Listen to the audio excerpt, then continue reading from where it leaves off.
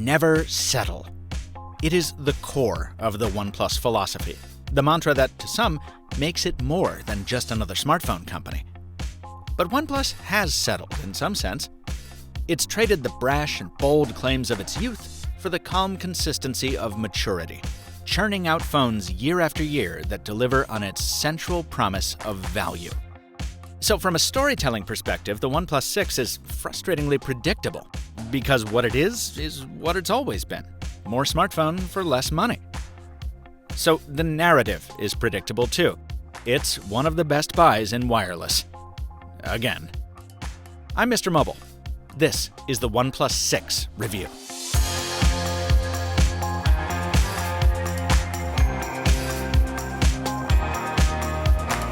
Folks, I'm not here to soft sell it to you. Fact is, there are a few things I don't like about this phone. OnePlus gave it a glass back, Gorilla Glass 5 on both sides in fact, but didn't include wireless charging. That's a paddlin'. The speaker is in the worst possible place for doing anything in landscape, and the speaker itself is as mediocre as is the vibration motor. Also, the frosted finish on the matte black trim is beautiful, but so slippery that I covered it with a case for the entire review period. Fortunately, one comes in the box. And, well, why put it off? Let's talk about the camera. See, the OnePlus 5 from last year used its secondary shooter for telephoto pictures. Well, that was kind of underwhelming, so for the 5T, OnePlus switched to a dedicated low-light shooter. Well, that didn't work out too well either. So for the 6, the company just kind of threw up its hands and said, okay, the second one is just a depth sensor now. No ultra-wide angle, no monochrome, no telephoto, just depth data for fake portrait shots. Now with new bokeh options, but with the same edge detection problems we've been seeing since the HTC One M8. The second camera feels like a wasted opportunity here.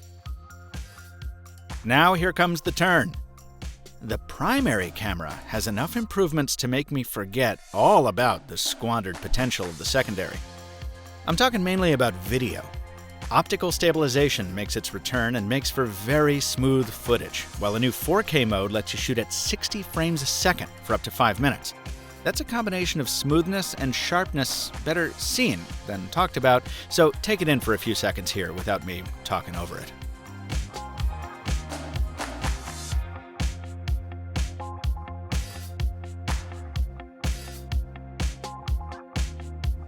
Now, factor in the new slow motion mode, which scales you back to 720p, but lets you crank the frame rate all the way up to 480 FPS in exchange. While we're getting steamed up here, I'll reiterate something I said in the hands-on. You're not supposed to bring the OnePlus 6 this close to deep water, since it lacks an official IP rating. But the weatherproofing the company has applied is holding up okay. Daniel Bader at Android Central took his out into a Canadian thunderstorm with no ill effects. Granted, those are very polite storms they have up there, but still. Hey, before we leave the camera, I'll say that it also impresses in stills. HDR is not as dynamic as you'll get from, say, the Google Pixel 2, and on occasion you may have to try more than once to get your perfect photo. But the robust image processing from the Snapdragon 845 meant I was usually happy with the photos I came away with, whether at the Very Large Array in the middle of the desert, or at Carlsbad Caverns across the state. This is what's really impressive. No prior OnePlus phone could have produced photos this solid, or even acceptable, at 700 feet underground. The only thing that I got really mad about was this focus hunting problem you can see when we switch back to video. You see it wobbling there? It sometimes takes several frustrating seconds to lock focus. Hopefully a future update will correct the problem.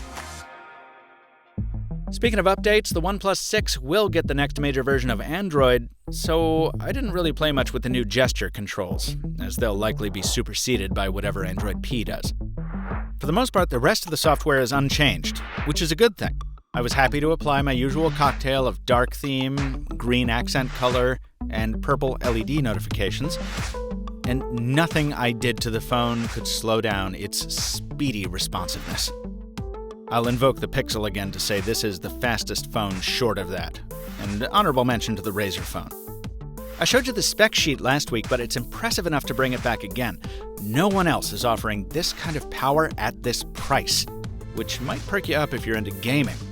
Battery life is about the same too, which is to say, right down the middle. given my typical day, currently scrolling on the screen. I wasn't able to hit the SOT targets some other folks have that's screen on time, but honestly, I listen to so much audio that my SOT is typically low anyway. Nothing exemplary, nothing concerning, just straight middle of the road for endurance.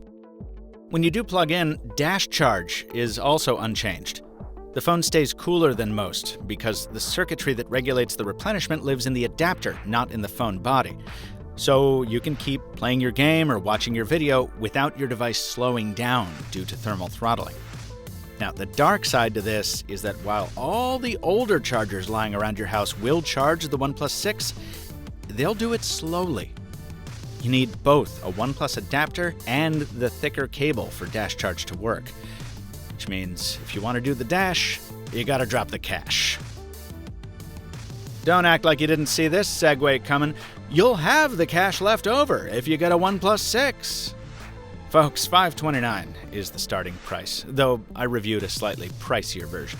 And look, I know you're scrambling down to the comments to say it's too expensive, and let me tell you, I feel that. I said it in the hands-on, I'll say it again. The Pixel 2 is just $649. You can find it for cheaper. You'll get a better camera and faster updates by going that way. Or if you want a bigger boombox and a more innovative camera and some wireless charging, you get the LG G7. Wait for that to come down in price, which you know it will. But right now, the OnePlus 6 is newer and cheaper. It's powerful, it's sleek, it's fast, and its headphone jack cancels out its notch, if you care about that. And the ranch dressing on this pizza? It's got an it factor. A cool brand that its makers are now capitalizing on to bump the price yet again.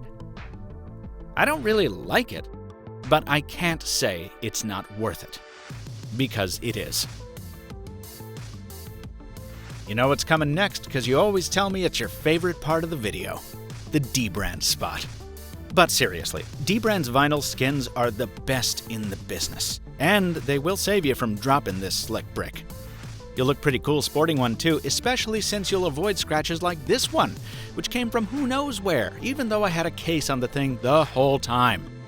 Treat yourself nice and D-brand your device at the link in the description below.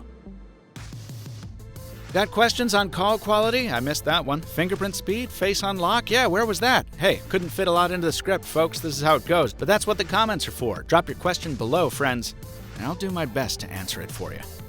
Also, stay tuned to The Mr. Mobile on Instagram, where I'll be showing off the white version of this phone if and when I can get my hands on it. And finally, please subscribe to The Mr. Mobile here on YouTube so you don't miss the next review, coming a lot sooner than you think. Until next time, thanks for watching, and stay mobile, my friends.